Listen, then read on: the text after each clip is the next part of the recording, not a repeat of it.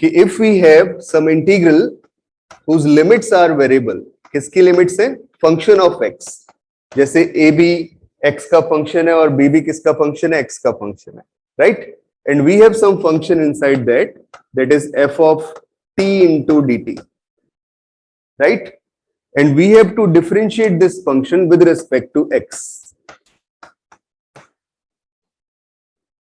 x कौन सा variable? जिसके फॉर्म में लिमिट्स है ना, और अंदर क्या? F of T.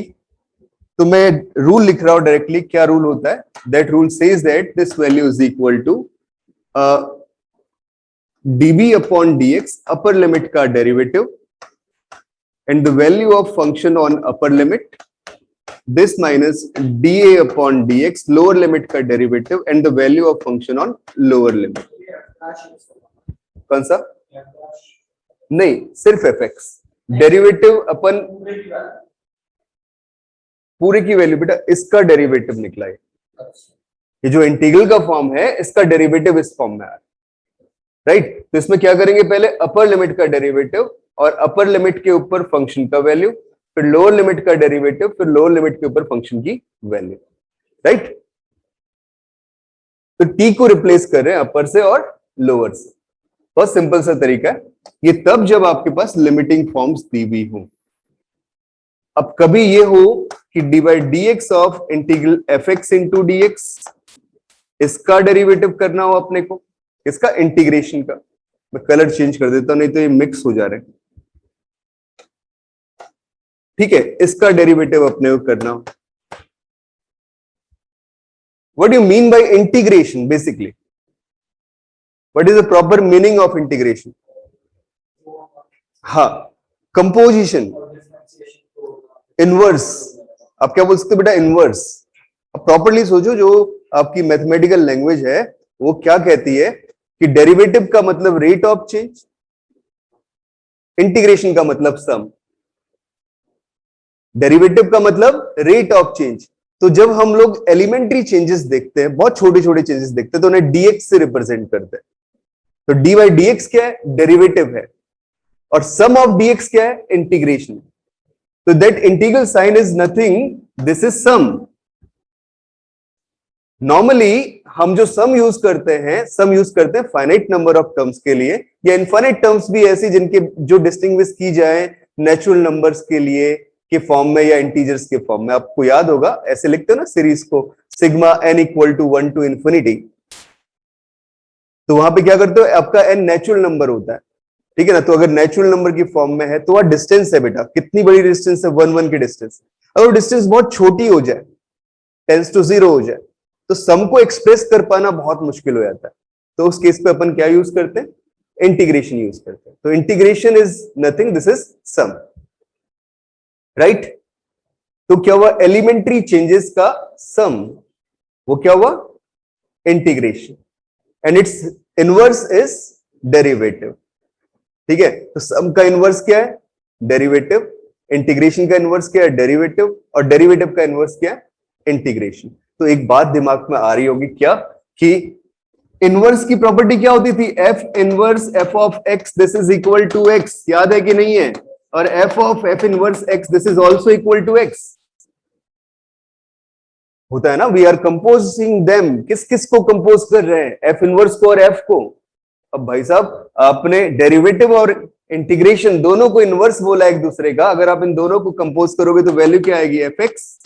आया ना?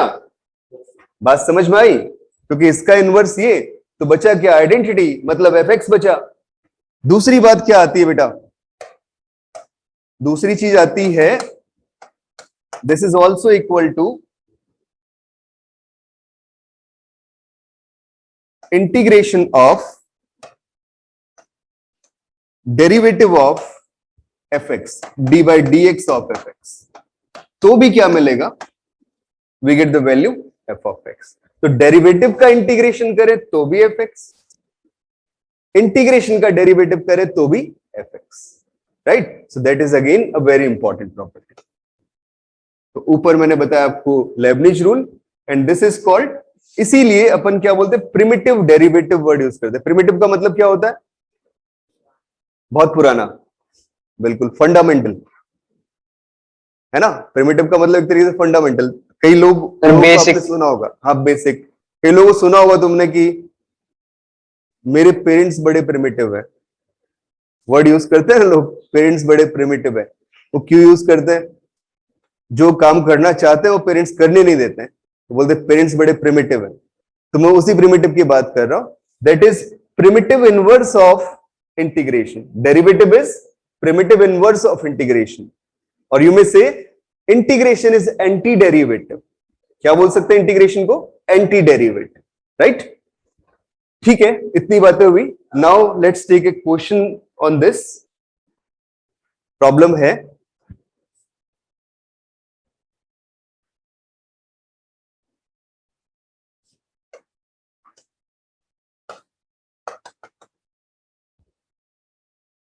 let fx is equal to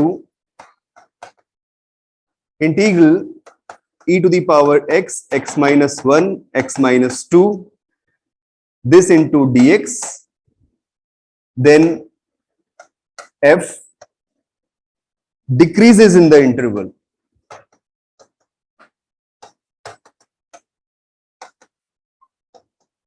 Decreases in the interval. पहला ऑप्शन माइनस इंफिनिटी से -2, दूसरा ऑप्शन -2 से -1, तीसरा ऑप्शन है 1 से लेके 2, और चौथा ऑप्शन है 2 से लेके infinity. So which of the following is correct option?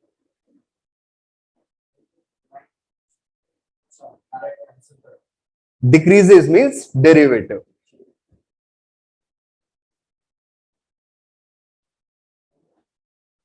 हाँ, थर्ड ऑप्शन चेक करते बेटा। अभी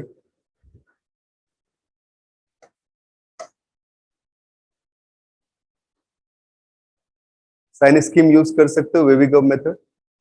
ठीक है, बिल्कुल सही, थर्ड ऑप्शन करेक्ट होगा। ठीक है, आपने क्या किया? We write the derivative of this function f prime x, integration उड़ गया because that is anti derivative, so this value becomes e to the power x, x minus 1 into x minus 2. That should be negative because that function decreases, right? So if this is negative, but that exponential function, हम अपन जानते कि ये function तो यार हमेशा positive होता है ना। ठीक है, तो इसका मतलब जो प्रोडक्ट में टर्म है बेटा वो नेगेटिव होगी। This implies that x minus 1 into x minus 2 that should be negative. तो आपने नंबर लाइन ड्रॉ कर दी।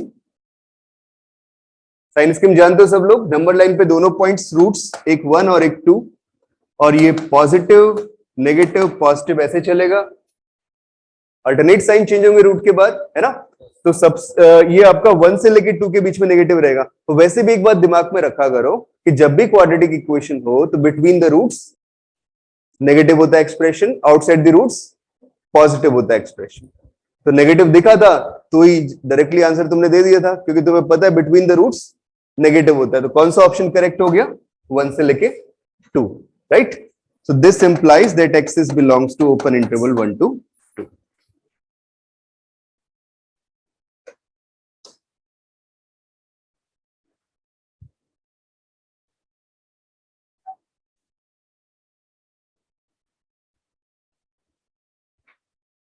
ओके, चलते हैं बेटा नेक्स्ट प्रॉब्लम की तरफ। अगला क्वेश्चन है क्वेश्चन नंबर 4। ये बोलता है let fx is equal to mod of x for 0 is less than by mod x is less than equal to 2, 1 for x equal to 0, then at x equal to 0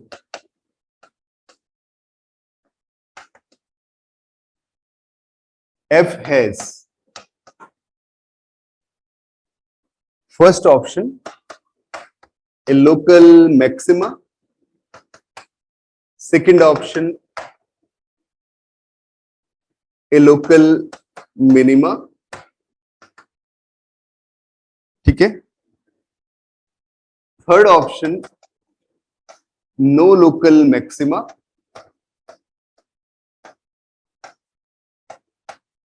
fourth option, no extremum.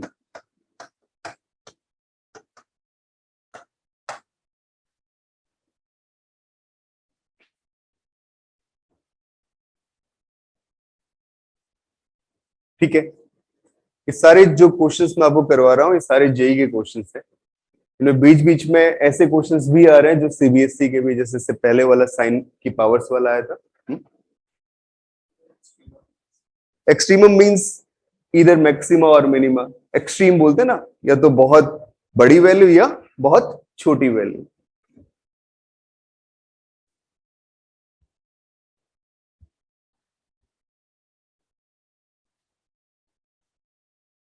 ये word जो है ना extreme, diplomat ज्यादा use करते हैं। हाँ, diplomat क्या करते हैं बेटा कि हमेशा ये वर्ड बोल देते हैं, यार वो तो बड़े एक्सट्रीम है, वो कंट्री बड़ी एक्सट्रीम है। अब उसमें पता नहीं चलता एक्सट्रीम का मतलब क्या है, बहुत अच्छी या बहुत बुरी। कौन सा? सेकंड, नो एक्सट्रीमम, राइट, बिल्कुल सही। नहीं, जरूरत ही नहीं है बेटा। आपको करना क्या है, ग्राफ ड्रॉ करना है। देखो कई सारे क्वेश्चंस डिफरेंशिएशन से नहीं होंगे, जो मैंने बेसिक प्रॉपर्टी आपको बताई थी उससे भी हो सकते हैं। देखो आपने ग्राफ ड्रॉ किया, जीरो पे नहीं पता मुझे कितना होगा, जीरो पे पता है ना कितना होगा, 1 होगा।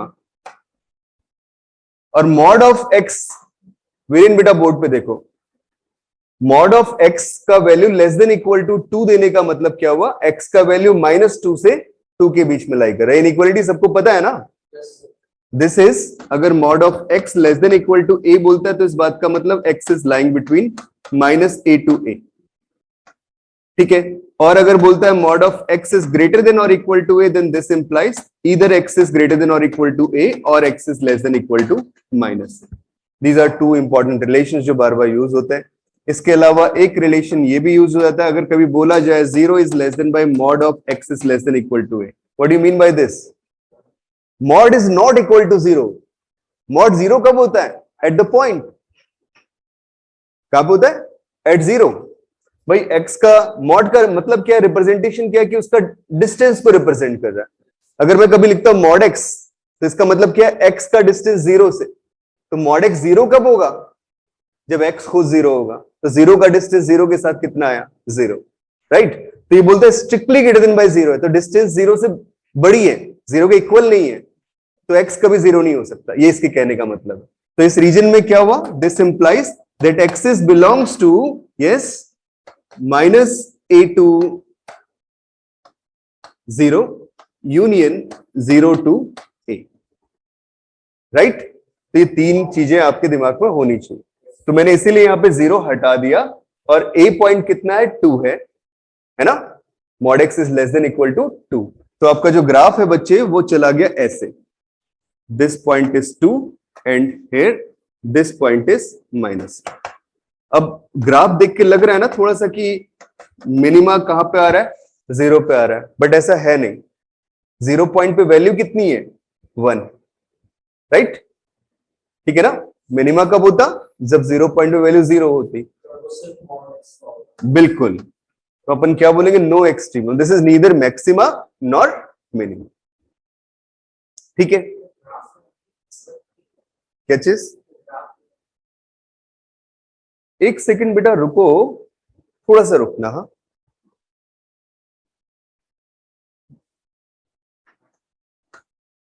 First option is correct, not extremum नहीं, मैंने थोड़ा गलत बोल दिया। मैंने, तुम्हें याद होगा एक बात बोली थी, आप पॉइंट से थोड़ा सा पीछे चलो और थोड़ा सा आगे चलो, याद आया? 0 -h और 0 +h। इस पूरे रीजन में सबसे बड़ी वैल्यू कौन सी है? 1 है। तो दिस इज लोकल मैक्सिमा।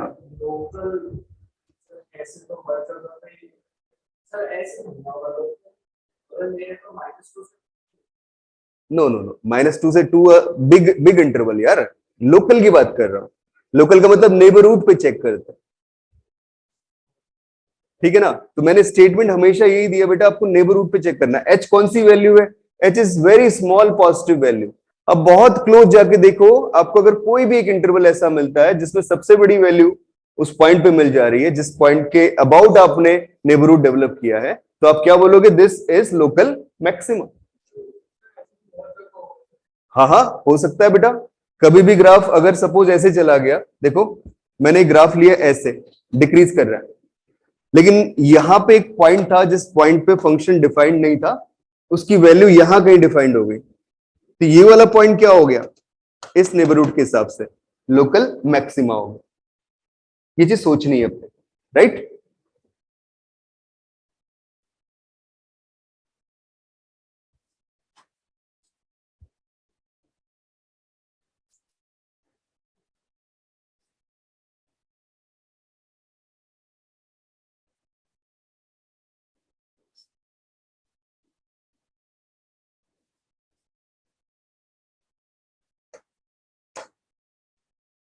तो एक चीज मैं लिख दे रहा हूं कि आपका कंफ्यूजन हमेशा दूर रहे बेटा।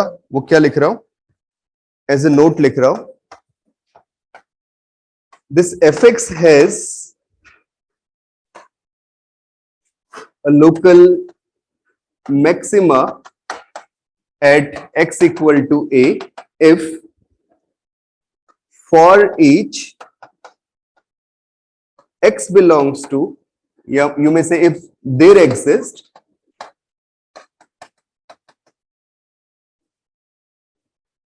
h which is positive such that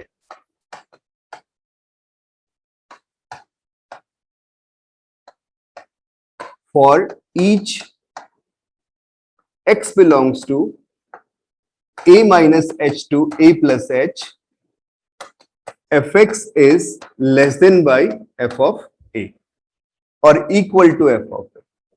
I think बात समझ में आई होगी, ठीक है ना? कम से कम बेटा देयर एग्जिस्ट का मतलब क्या हुआ? कम से कम एक h मिल जाए, मतलब ये h बहुत छोटा भी हो सकता है और बहुत बड़ा भी हो सकता है, मैं कम से कम एक h की बात कर रहा हूं। तो नेबरहुड आप बहुत स्मॉल भी ले सकते हो और बहुत लार्ज भी ले सकते हो, right? This is for local maxima.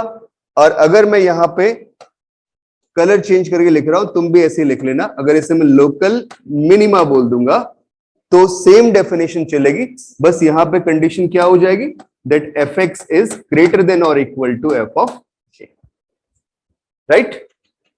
आई बात समझ में? तो ये चीज ध्यान रखनी है बच्चों। तो किसी पॉइंट पे लोकल मैक्सिमा, अगर उस नेबरहुड पे फंक्शन का वैल्यू सब मतलब उस पॉइंट के ऊपर फंक्शन का वैल्यू सबसे बड़ा आ जाए और दूसरी बात सबसे छोटा आ जाए,